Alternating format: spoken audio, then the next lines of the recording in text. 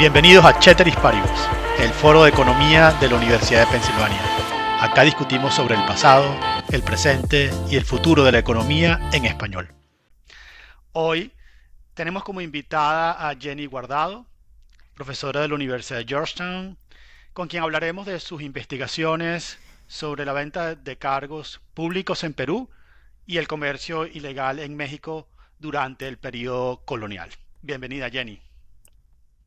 Gracias, Ángel, y gracias a todos los que nos están escuchando hoy. La corrupción y los mercados ilegales tienen raíces profundas en América Latina. La venta de cargos públicos, el contrabando, tiene un origen colonial.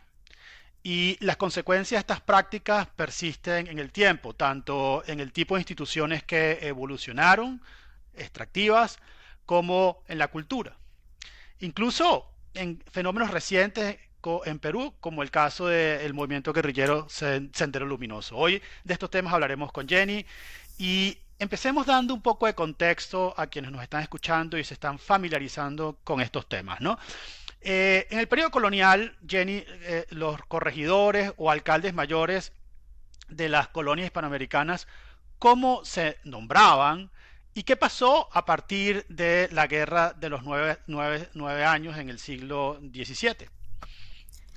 Claro, sí, bueno, esa es una pregunta que suena fácil, pero es difícil de responder porque el Imperio Español en ese tiempo, digamos, alrededor del siglo XVIII, finales del siglo XVII, era bastante complejo. No era solamente los corregidores, sino existían varios niveles de administración, empezando por el rey, pero su representante, el virrey, que a su vez tenía un contrapeso a la audiencia y que a su vez eran, eran,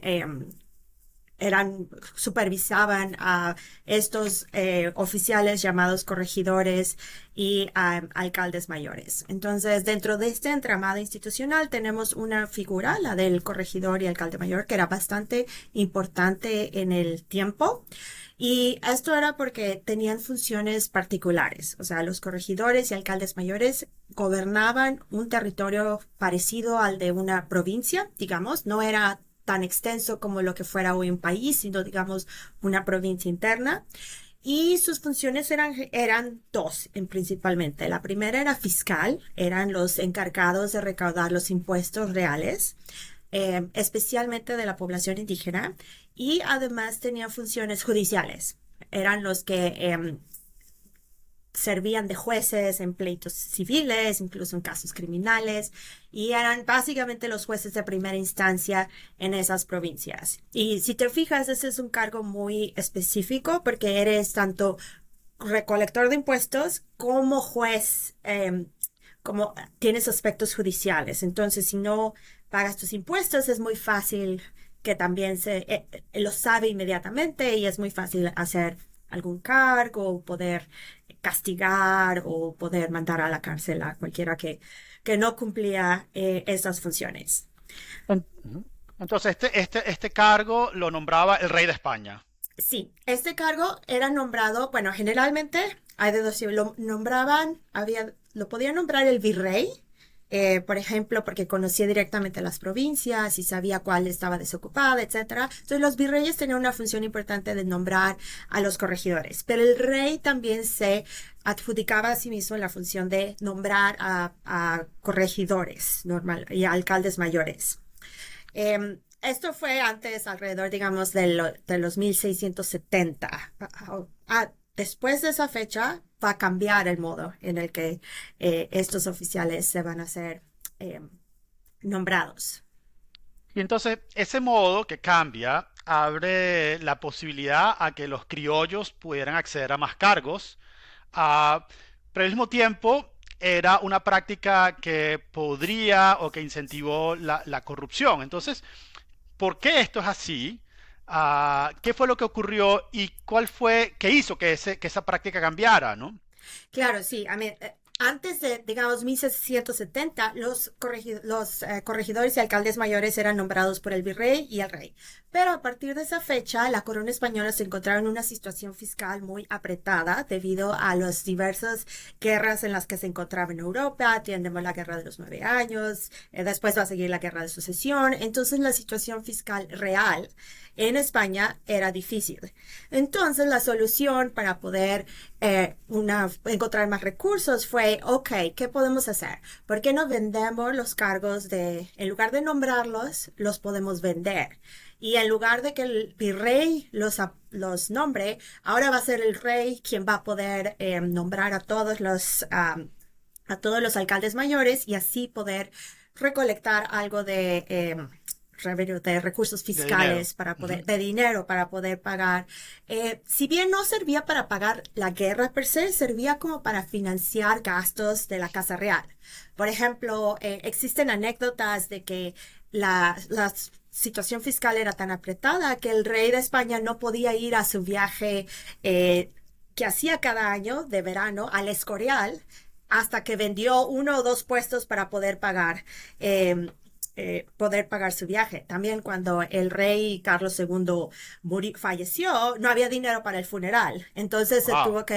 se tuvo que vender unos puestos. Sí, eso es lo que comentan los historiadores, que era realmente ajustada y apretada la situación fiscal en el momento. Y la venta de cargos es una forma de poder recolectar ese dinero y poder solventar uno de estos gastos que existían en el tiempo. Digamos, un criollo, ¿no? En Perú, porque tu trabajo se ha enfocado en Perú, decía, bueno, como el rey necesita dinero, yo lo tengo, eh, pero esto es una práctica corrupta, porque al final estás dando dinero por un cargo y al final supuestamente habría algunos retornos de esa inversión, en el caso de la venta de la oficina. Entonces, ¿cuáles eran las oportunidades de lucro que brindaba esa oficina y por qué esto abría las puertas a la corrupción? Claro, sí. Para empezar, hay que decir por qué el criollo quería esta posición. La razón por la que quería esta posición era porque normalmente los criollos no eran nombrados para estos puestos. Existía una preferencia de la corona y del rey de nombrar a españoles para estos puestos. Había preocupación de que no fueran leales o había preocupación de que crearan redes de interés. Pero en el momento en que se abren estos cargos para poder venderse, los criollos vieron una oportunidad para acceder a puestos que normalmente no podían acceder. Entonces, eso es una oportunidad. Pero en sí, los criollos tenían, de las posiciones que se pusieron a la venta, los que los criollos preferían eran las de las audiencias. Estas audiencias son puestos con más rango, con más poder, con más habilidad de crear política en los espacios en los que estaban gobernando. Entonces, esas posiciones fueron particularmente atractivas para los criollos. Corregidores y alcaldes, sí, algunos criollos tomaron la oportunidad, pero como eran de corto plazo, por ejemplo, era un puesto que solo iban a ocupar por 5 años, era visto más bien como una oportunidad de enriquecerse. Voy, tomo esta inversión, hago dinero, regreso a España o regreso a lo que estoy haciendo. No era una forma de hacer política, una forma de hacer eh, política pública en donde vivían. Eso era más en los otros puestos, sí. Claro. ¿Cuántas audiencias había en Perú y cuántas había en general? Para que Am, tengamos una idea. bueno, en 1700 había 11 audiencias en todo el Imperio Español. Mm. Después se crearon dos más. Bueno, tres más. La audiencia de Cusco, la audiencia de Caracas, la audiencia de Buenos Aires. Pero alrededor de 1700 había 11 audiencias. Y en Perú era la audiencia de Lima. En esa audiencia existían alrededor de 50 provincias, que eran las 50 provincias gobernadas por corregidores y alcaldes mayores. Ok. Entonces, tenemos estos dos instituciones. La audiencia, que gobierna lo que sería hoy Perú, y dentro de Perú las 50 provincias que eran gobernadas por los corregidores y los alcaldes mayores. Sí. ¿Cuánto costaba una audiencia y cuánto costaba un corregimiento?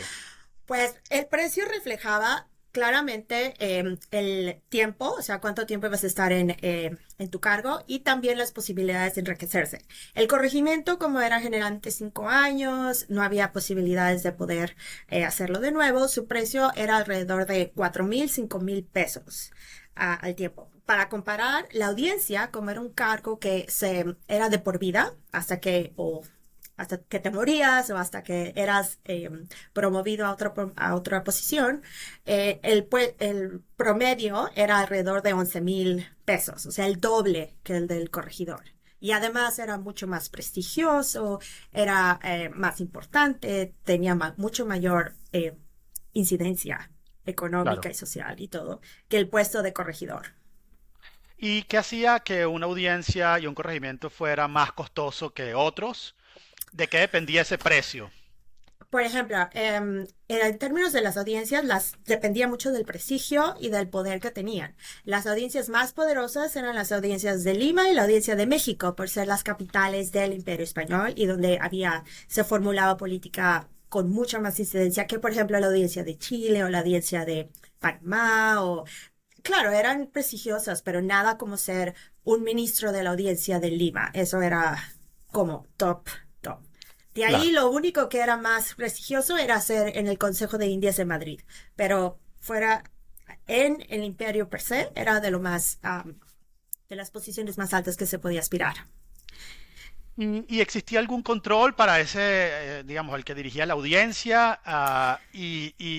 Bueno, y cuéntanos cómo era esa relación con los indígenas y con las rentas que habría allí en esa oficina.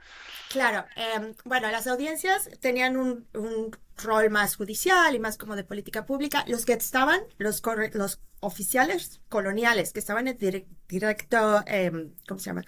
En relación directa con los indígenas eran los corregidores. Ok, Y para ellos, esos eran los que se encargaban de recolectar los impuestos de la población indígena. Y ahí se ve claramente que va a haber un choque, ¿no? O sea, que va a haber un choque de intereses entre quiero más impuestos, no tengo más impuestos, entonces es esa relación la más conflictiva en relación con la población indígena. y yo creo que aquí estamos llegando a un punto importante, ¿no? Porque siempre hay como toda la literatura de las instituciones, básicamente, pues nada, dice que parte del problema de América Latina es que el tipo de instituciones que se generaron eran instituciones extractivas, que pues básicamente se capturaba renta y no se promovía pues la innovación, la educación, básicamente la literatura que conocemos de las instituciones, ¿no? Y es esta venta de oficinas públicas parte de de lo que promovió el tipo de instituciones que existen en América Latina y ese impacto institucional se mantiene en el tiempo. O sea, podemos encontrar aquí una de las raíces profundas del tipo de instituciones que hay en América Latina. Bueno, yo creo que sí. O sea, también, si nada más vemos primero, a primera vista, cuáles eran los lugares en el Imperio Español que tenían mayor grado de institucionalización, que tenían mayor grado de corregidores o tenían más burocracia, y vemos dónde la gente hoy percibe mayores niveles de corrupción pública, la correlación es muy alta. Incluso los lugares como México, como Perú, Bolivia, que existía un gran entramado colonial institucional, son aquellos que también hoy la gente percibe como más corrupción, incluso comparado con lugares como Argentina, Chile, en donde el entramado colonial institucional era más ligero. Mm. Entonces, a mí, el argumento es que eso no es una coincidencia y que una de las formas en que la administración colonial se relaciona con estos problemas de corrupción que vemos hoy es por los legados que tuvieron estos oficiales en el tiempo. Por ejemplo, el hecho de que se vendieran los cargos creaba incentivos para los oficiales de poder recuperar su inversión a cualquier modo posible. O sea, y cualquier modo posible era a veces tortura, obviamente explotación, crear los incentivos, o sea, apropiarse de cualquier excedente económico que tuviera la población porque su periodo se agotaba. Tengo 5 años para poder recuperar esto, voy a tratar de extraer lo más posible y lo que pasa después no es mi problema porque yo ya yo ya me voy, entonces esa es mi función. Y esos incentivos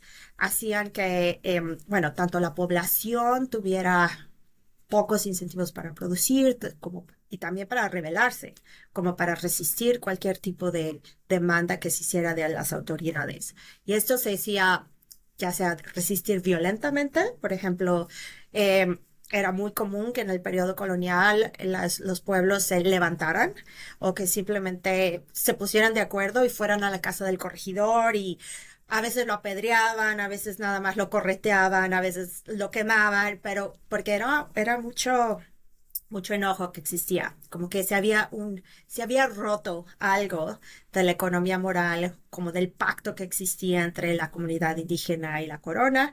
Lo que estos oficiales vinieron a hacer es romper parte de ese acuerdo o de ese modus vivendi que existía.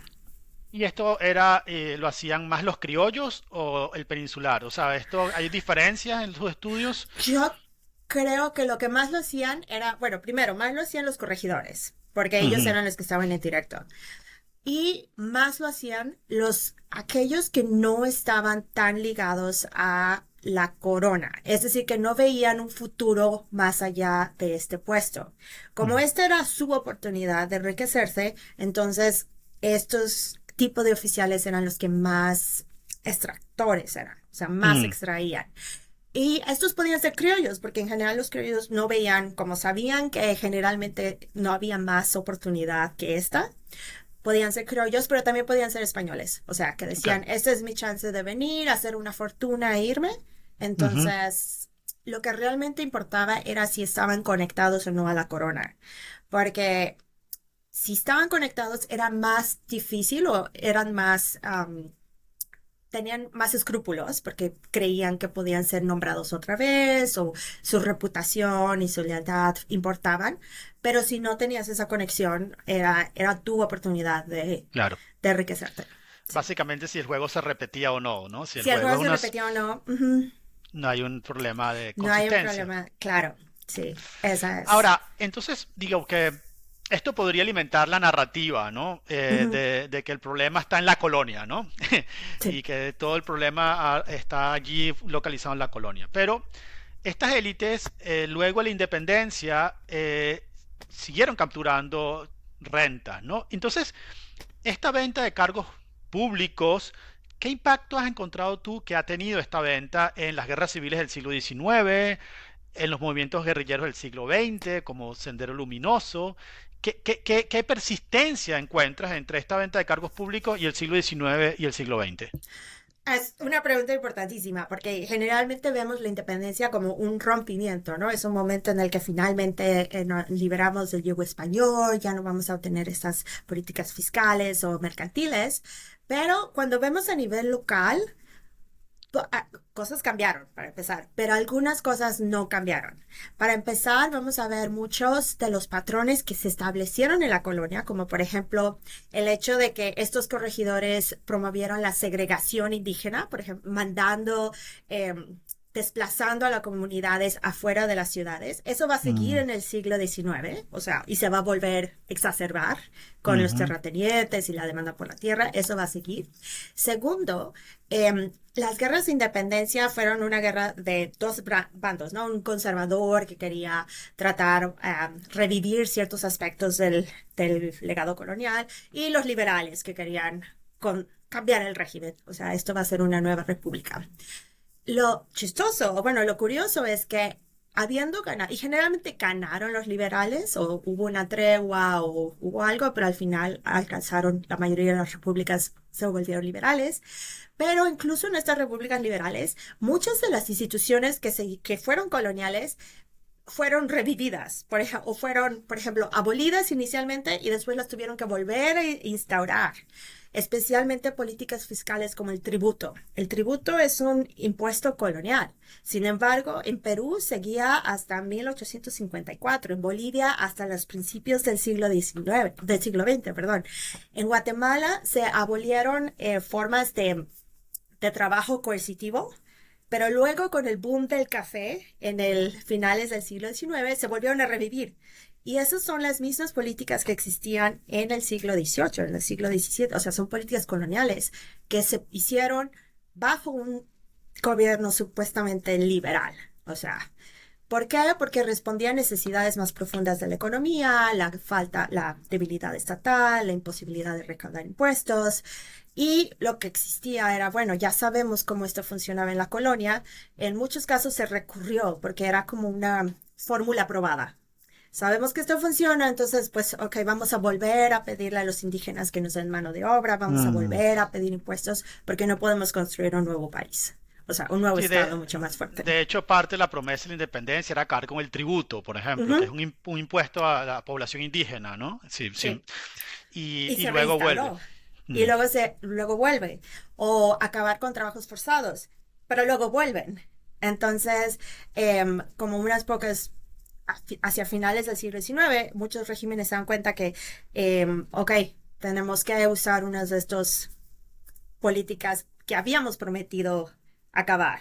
Entonces, en muchos lados y en algunos sentidos, la colonia no acabó, sino que siguió en esos tipos de políticas que vemos. Entonces, Y los corregimientos peores gobernados, ¿qué relación tiene con Sendero Luminoso en Perú en el siglo XX, por ejemplo? sí, bueno, Sendero Luminoso es un movimiento, ¿cómo se llama? Maoísta, Guerrilleros, sí. digamos, guerrillero que tenía una ideología maoísta. Ahora, lo que ellos hicieron fue capitalizar en las condiciones existentes.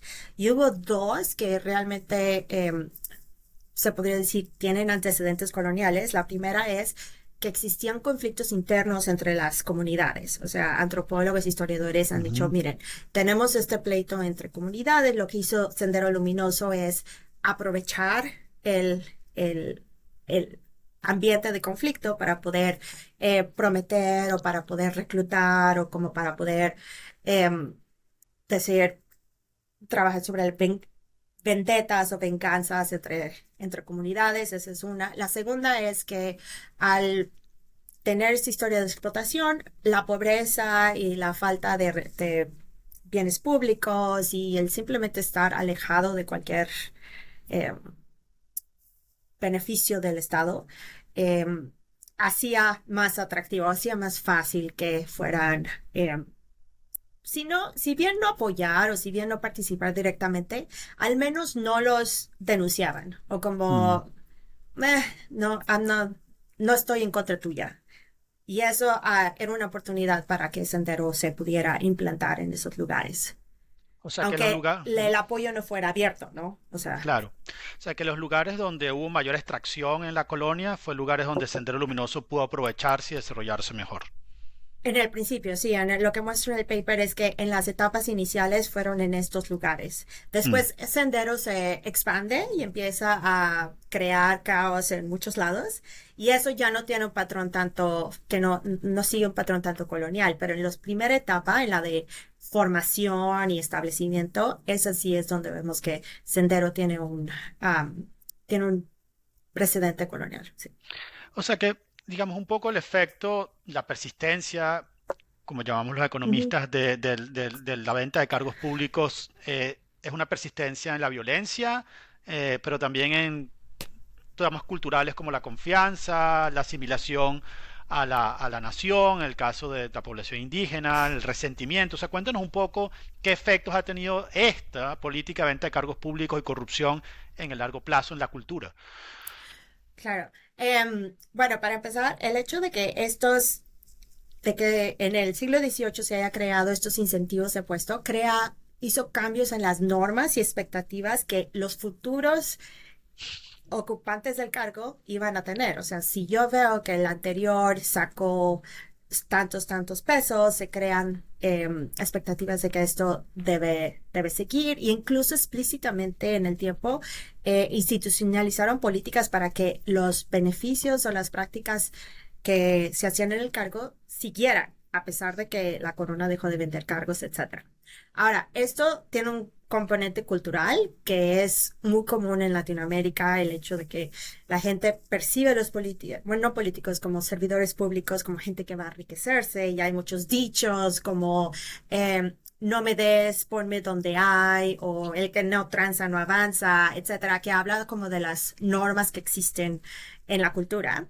Pero Mm. también existe un lado institucional que se facilitó en el siglo, incluso después de la venta de cargos, que fue la expectativa de vamos a estar en el puesto de gobierno, es una forma de enriquecerse en el tiempo.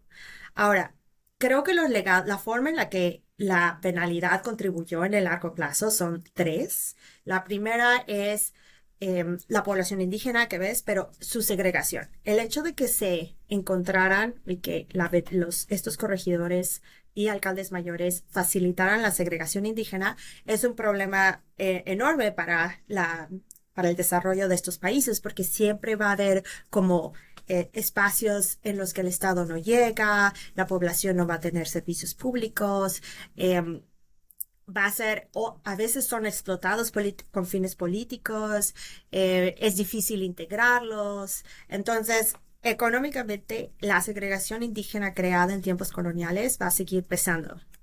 Ahora, la segunda, yo diría, es la cultural, que es la que te mencioné. La tercera es que en muchos de estos lados, como las provincias que eran más penales, lo que vemos es que la formación de de representación política en la forma de municipios fue más tardada. Eh, Incluso controlando por niveles de población, etcétera. Lo que pasaba era que tienes estas provincias que existe una élite que se benefició en el tiempo colonial y vas a ver mucho menos nuevos municipios. A pesar de que la población crece, la representación política va a ser menor o va a existir concentración en estos élites regionales, si lo vamos a ver, especialmente en esos lugares. So, esa es la segunda. Y la tercera es que si vemos en Latinoamérica, existe una persistencia geográfica de conflicto. Siempre a través del siglo XIX y XX ha sido recurrente las provincias, o sea, los lugares en los que se ha visto conflicto de tierras, oposición a recaudar impuestos, oposición al centro, demandas por autonomía, demandas por distribución de tierras, tiene un componente geográfico muy fuerte. Y eso, si lo vemos, si vemos atrás, podemos relacionarlo con lo que estaba pasando en el siglo XVIII. Muy bien, muy importante todo esto y creo que tu trabajo contribuye a entender esas raíces profundas de las instituciones, cómo evolucionan, de dónde vienen, pero también de la cultura y también para integrar a toda la sociedad, porque en definitiva América Latina sigue siendo es muy heterogénea desde el punto de vista de la cantidad de personas que han venido acá, de los grupos originarios o poblaciones indígenas que a veces no están completamente integradas. Eh, Puede ser, bueno, no va a pensar un país concreto, pero siempre existen demandas y a veces están acá en este tipo de instituciones que se crearon, que cometieron excesos y que en definitiva no se ha entendido o no se ha estudiado y creo que tu aporte es fundamental para entender mejor la región y tratar de integrar a todas las poblaciones a hacer una sola nación o tratar de tener un tipo de instituciones que sea iguales y que sea de oportunidades para todos, ¿no? Quisiera moverme y no sé si querías decir algo, perdón, antes de pasar al siguiente punto, que es el contrabando. Sí, no, bueno, de esto de cargos solamente decir que estos son unos de los efectos que he estudiado. Yo creo que hay más y que creo que es una agenda abierta para latinoamericanistas de seguir explorando las formas en las que esto importa y tal vez ver los problemas de hoy, como dices, con un enfoque de largo plazo.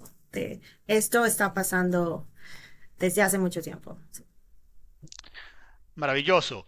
Entonces, la siguiente parte, que tal vez no nos va a llevar tanto tiempo, pero me parece que también es importante, es hablar del contrabando.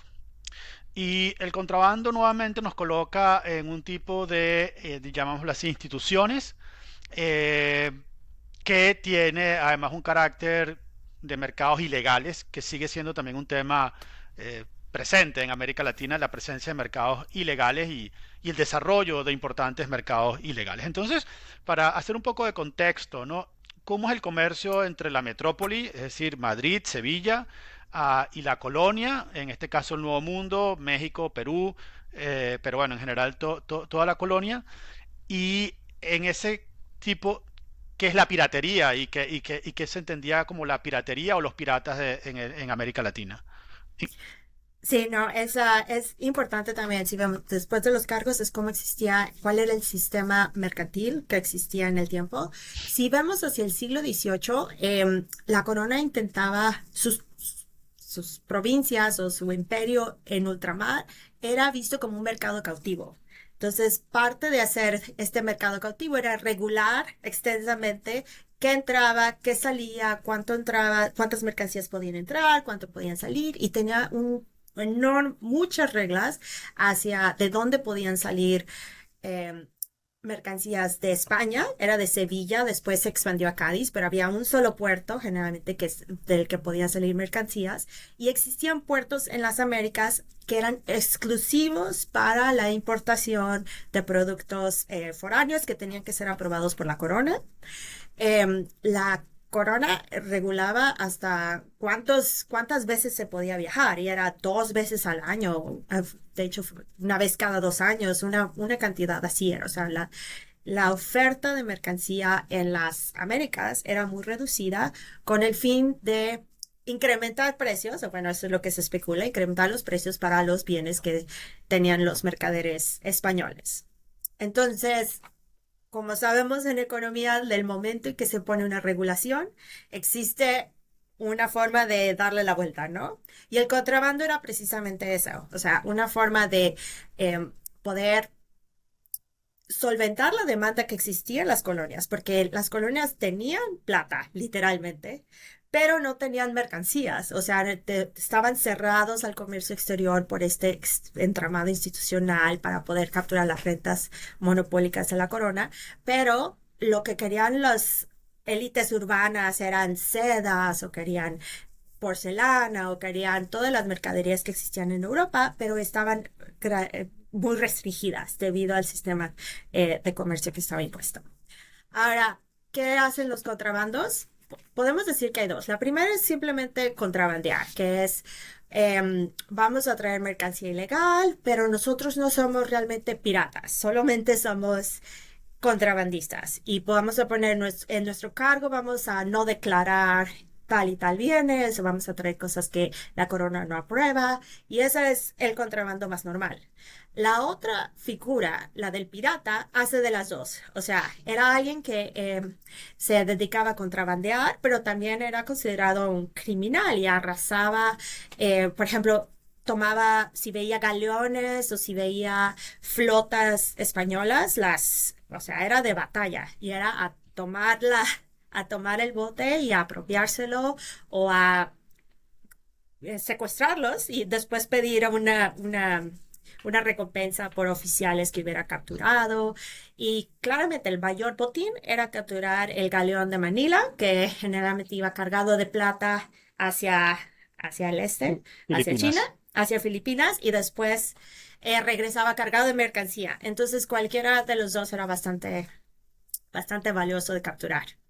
Pero bueno, son dos. Una sería más bien el pirata, que también arrasaba, o sea, hacía, eh, iba a pueblos, entonces, y saqueaba. Entonces, y hubo, en respuesta a los piratas, hubo una directiva de Felipe II diciendo, no vamos a crear poblaciones innecesarias en la costa, porque entonces es un peligro para ellos y puede incluso atraer piratas a que vinieran a atacarlos. Mejor, las costas deben estar desérticas para no dar ninguna oportunidad de que puedan tener agua o víveres o cualquier incentivo a acercarse.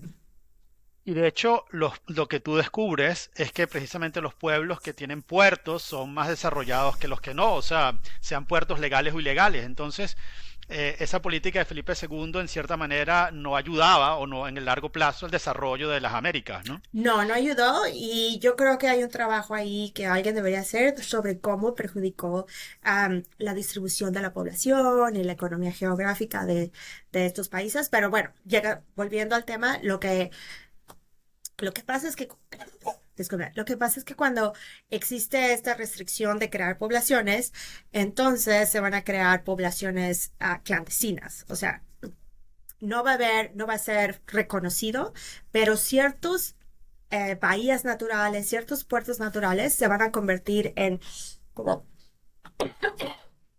en lugares en los que los contrabandistas van a poder desembarcar. Y esto va a ser sabido por todos. O sea, esto es el puerto tal y tal, es donde se puede desembarcar mercancía, no hay nadie o está muy cerca de esto. Entonces, esos lugares son lo que nosotros llamamos bahías piratas Mm. o bahías de contrabando.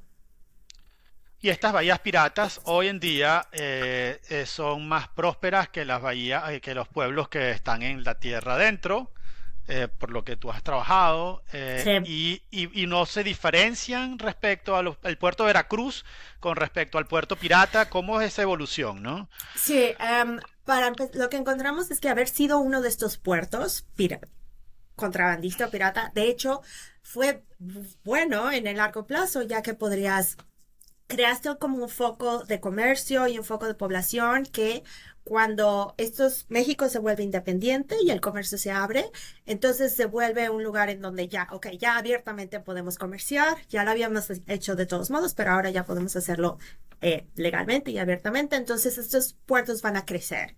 Unos de los más famosos puertos de México eran piratas.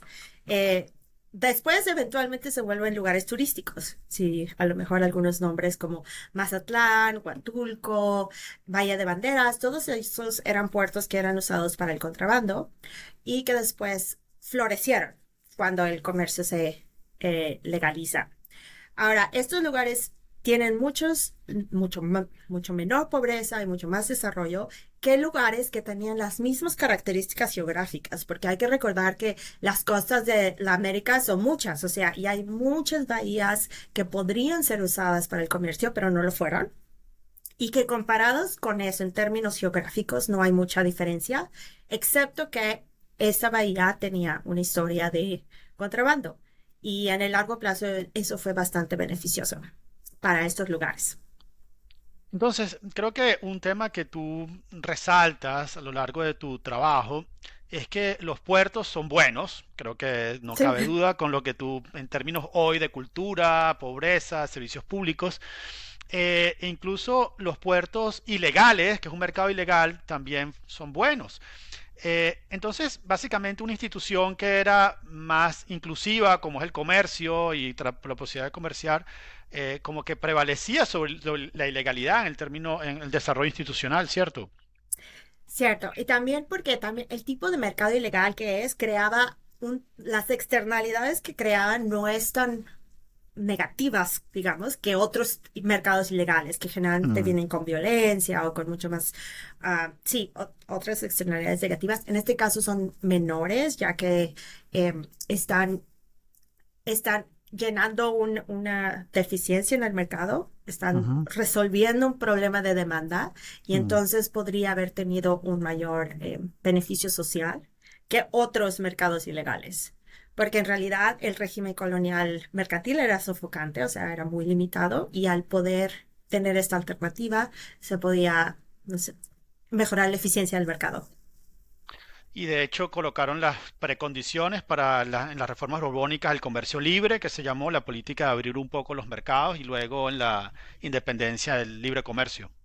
Sí, o sea, creo que la corona reconoció que esto era algo insostenible. O sea, en realidad em, vieron que las tiendas estaban llenas de mercancías que no cuadraban con los que supuestamente se debían haber aceptado, entonces, y no podían hacer más. O sea, ya existe un guardacostas, había mil y mil regulación. Entonces, creo que el contrabando fue una forma de que decirle a la corona, mira, ya, o sea, ya no hay mucho que puedas hacer más que a lo mejor liberalizar y tal vez mejorar, ganar algo con eso, que tratar de prohibir tanto o sofocar el comercio.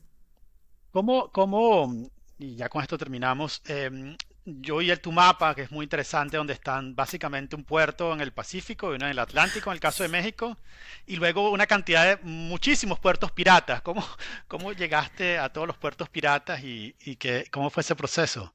Ya, bueno, los puertos legales eran sabidos, eran los que estaban reconocidos por la corona, pero los puertos piratas son historias locales, regionales. Por ejemplo, sa- em, Peter Gerhardt, quien tiene una gran descripción de los puertos del Pacífico y de cuáles eran usados para los piratas, era para contrabandear.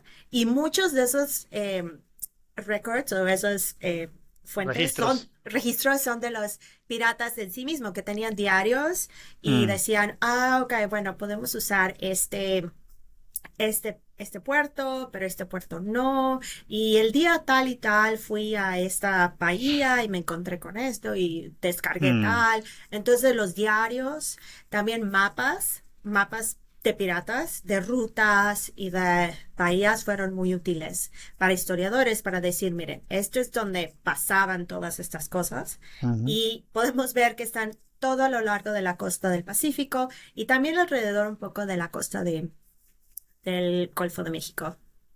Y Península de Yucatán y Península de Baja California, en fin, Los están en todos piratas, lados, sí. los piratas en México eran españoles, eran holandeses, eran ingleses o había de todo. Em, Había de todo. Lo que pasa es que es más, había muchos piratas en el Caribe. Como dice la película, ahí sí había muchos piratas porque era más fácil.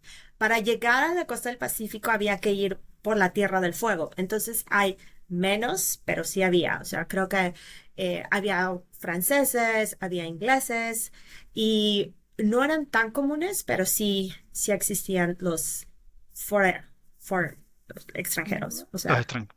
Mm, sí, pero también el contrabando era más bien mercaderes españoles también, mm, que mm. ponían carga indebida en Bodegas. sus barcos, en sus bodegas. Entonces, Mm. no era, contrabando era generalizado. Sí. Jenny, un mensaje final para quienes han escuchado este episodio sobre tu trabajo, sus próximos pasos y las implicaciones para América Latina. No, pues primero muchas gracias por escuchar. Yo creo que esto fue apenas como una descripción muy somera de lo que puede haber en esta área y claro, invitarlos a todos a seguir atentos. Para mí el periodo colonial es bastante importante para Latinoamérica y creo que aún no se ha descubierto todo lo que hay que descubrirse. Muchas gracias, Jenny.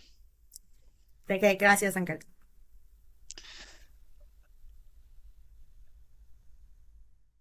Esto fue Ceteris Paribus, el podcast de economía en español del Penn Initiative for the Study of Markets en el Departamento de Economía de la Universidad de Pensilvania.